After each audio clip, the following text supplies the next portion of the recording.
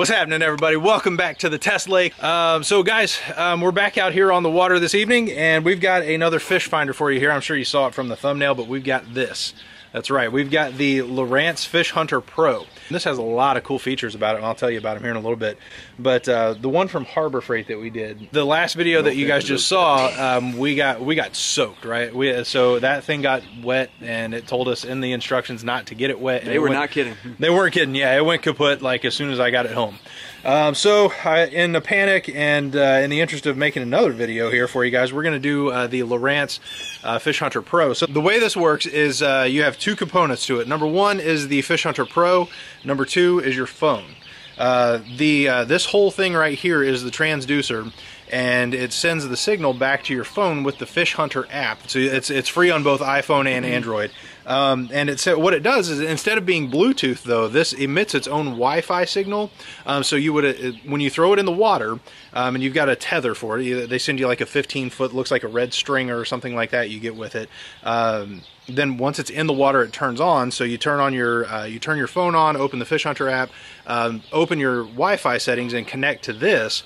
And the readout comes right back to your phone, and we'll show you how that works in a little bit. So to help us test this today, we've got this guy again. Hey guys. Tennessee Bass Dad's back on the test lake. He's in town he came in to surprise me on my birthday. So him and my mom are in town, and we're doing our annual contest here on the test lake. And this is the most important contest that we fish all year long. For them, they don't get out much. It's worse than the 4th of July. The winner gets annual bragging rights. We get to hear about it all year long, right? So that's and we've heard about it all year long. We've heard about it all year long. Not from this humble guy, no. So tonight we've got some good weather. We got overcast. We got some light rain coming down. What are you throwing, Todd? I got a Popar, I got a DT6, and the ever favorite Fluke. Yeah, so you chose wrong. You brought on out all the of big that. stuff. Man, you guys are stupid. Yeah, you chose wrong on all that stuff. Yeah. Okay. What about you? I am throwing some new baits out here. 6 cents swim bait, about 4.5 inches long. A couple other surprises I brought along, but I'll show you those a little later. Holding your cards close to your chest? Very much so. Okay, well I'm not going to tell you guys at all what I'm throwing then. No, I've got I got a Chapo, a jig, and a storm. It's a storm kicking shad that I've got tied on here, swim bait. So I like to throw something that floats, something that sinks, and something that swims. I got all my bases covered. So yeah, we'll go ahead and get this thing hooked up here, get the Lowrance out in the water. We'll make sure to show you how that works, and let's get this party started. I want to show you this real quick. So you get with the FishHunter Pro, you get this cord right here. It's about 15 feet long, and they give you two of these gigantic fast clips. So you clip one end here to the little loop that's on the FishHunter Pro. Then throw it in the water. It comes on. Actually, put this do what you gotta do. I think that's this. Put this here. So I hooked it to just a little loop on the side here. On the other side of that seat. I don't know if you guys can see that. So now that it's in the water, we're going to pull up our Wi-Fi settings, right? Yeah, I think just barely on the water at a time. There it is. FishHunter Wi-Fi Pro, right? So that's what we're going to connect to. Once it's connected, go over to your FishHunter app, hit sonar, select your model, start fishing. And you can adjust all your settings too to different depths and things like that. You can set your power sensitivity on it. We're just going to go with auto for now. All right, so once you've connected, maybe do some practice runs on it before you... I did learn that you don't want to be near your home Wi-Fi setting for that. But once you've got your readout, you'll see that now here's kind of one of the views that you can look at, right? We're currently in 15 feet of water at 71 degrees Fahrenheit. There are fish all over the place, and it shows us where the depths are that those fish are at right now. I'm not going to tell them where those fish are at, but that's my son. Yeah, you can kind of get a layout for underneath it. They're already catching fish, so I better get back to work. All right, so we're going to go ahead and scorecard this now. So the first thing we're going to do here, we're going to talk about price. Is it priced well in comparison to other products of similar nature and purpose? So this is, of course, a portable fish finder. We're trying to compare this against the likes of like the one from Harbor Freight that we reviewed. Of course, there's like, no. there's one called the Eye Bobber. The other one would be I think there's one made by Garmin. It's a little bit smaller. So those are the three that come to mind off the top of my head. But anyway, the price point for this is $79.99. Of course, the one from Harbor Freight was $49.99. I think the Garmin is $149.99. So that puts it right in the middle. So for me, I would call that, I mean, out of 5 possible points for this category in price, I'm gonna call that a 3. What about you? Me, I'm gonna go with a 4 just because of the way it performs. Okay. I mean, price is one thing, but if we're going off of just solely price, yeah, 3. But well, we'll get into a little bit later, but the quality that it produced was outstanding. So for that type of price, I will go with a 4. Yeah. You want a what? It's 4. Yep. I have to agree with him, and I don't ever do that. But Very it's a rarely, 4. Yeah. I'd have to give it a 4. It's the first time I ever used one. And I was pretty impressed. Yeah, and I don't think that's a bad price for somebody who can fish. And it does several things. Fish off the dock. It says you ice fish with it. You know, several different things. So that's a nice little tool to have. Yep. Okay. Good deal. Next up is performance. Did it perform the way that it was supposed to perform? This is kind of the all-encapsulating category as far as its usability, its durability, all those different things. As far as its performance, I think it's user-friendly once it's connected. It does put off a Wi-Fi signal, and I guess depending on the device that you're using and how receptive it is to that Wi-Fi signal will make a difference. I did have a little trouble getting it connected at first, and I would almost prefer that it's Bluetooth, but I understand that Wi-Fi does have a longer range than Bluetooth does. But with a 15-foot cord, I don't think 15 feet anybody's ever wandered out of the range of Bluetooth. So I'd almost prefer this to be Bluetooth, but once it's connected, it's fine. It just picks right up and starts reading the bottom. It starts sending signal from all over the place. I'm actually going to go with a 4, especially in comparison to the other products, particularly the one like Harbor Freight, because you get so much more out of this. You get a more accurate readout of the bottom. You can see the elevation change. You can see brush piles. You can see the depth at which fish are hanging out. You can adjust its sensitivity, all those different things.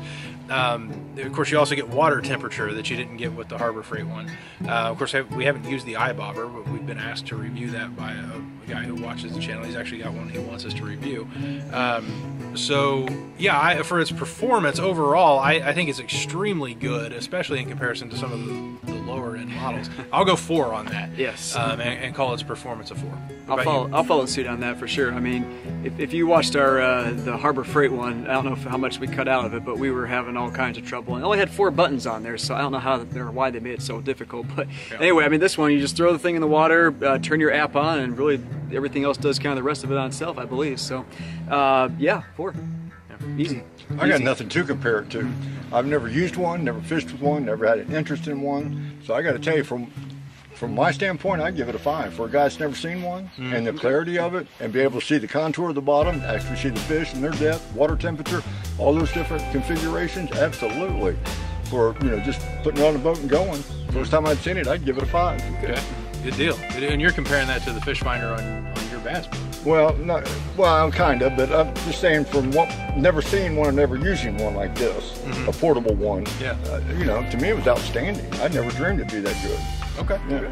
Awesome. All right, so last but not least, did it produce the expected results? So the expected results on this for me is, did it contribute to our success to being able to catch fish? It did mine. Yeah. Good Lord. Sorry. Cut that out of the video. Oh, he will. He will.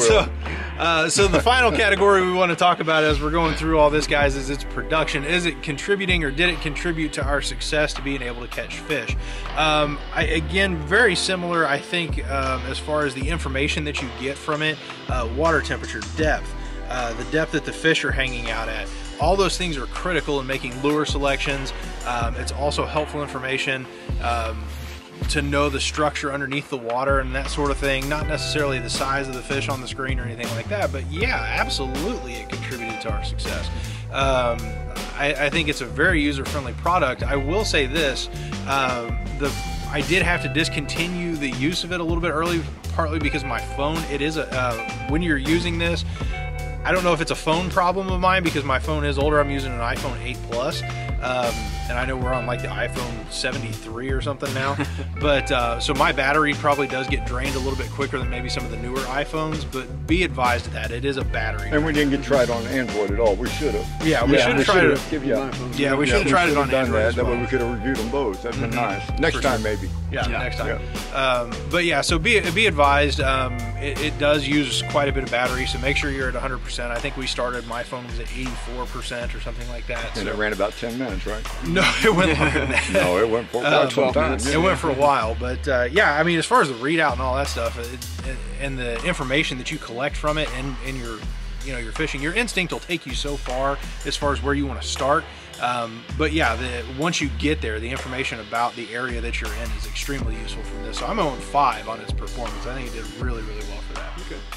The only reason I would go with before is because, you know, you need your phone to use this thing, and if it drains your battery that much, then that kind of knocks it out of the 5 realm for me. But I mean, the overall product is outstanding. I mean, you could definitely see the you know, the hills where the kind of the drop-offs of the lake are, and I believe when it's this one, I believe where it said they were fish, there actually were fish. With the Harbor Freight one, I don't know if I really trust that too much, but I was very impressed with the product. I might get one myself, honestly, but it actually could be my birthday present. So, yeah. When's your birthday? Last April. Okay, cool. Yeah, cool. we'll hang on to it too. Yeah. Somebody gift it to him, please. Please, yes. Yeah, so what did you end up giving it? I will give it a 4. Okay. I'll go with a 4. Let me ask you a question. You may or may not know the answer to this.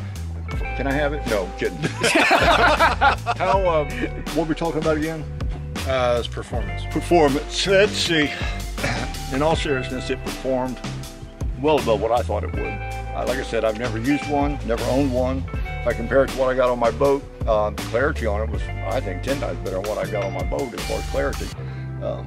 Granted, I got an older one, but still, this thing was pretty impressive to me. So I'm still going to go a 5 on it.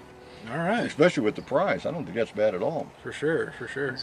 All right, so for the Lowrance FishHunter Pro, I'm giving it 13 out of 15 possible points. Todd, what are you doing? I got 12. Okay. Yeah. And Tennessee Bass Dad? No, I'm going to stick with 14. I gotta tell you, man, I've never used one. If you walk on a boat and never used one, and compared to what you got on a boat, you don't.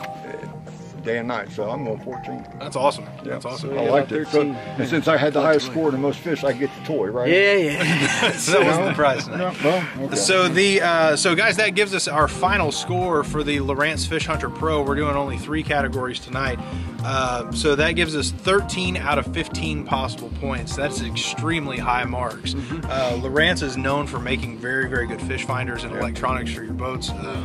In the portable market, I'd say they'd hit one out of the park as well. I think it's an extremely useful device. Probably far more efficient than some of the others out there for sure. Especially for that price.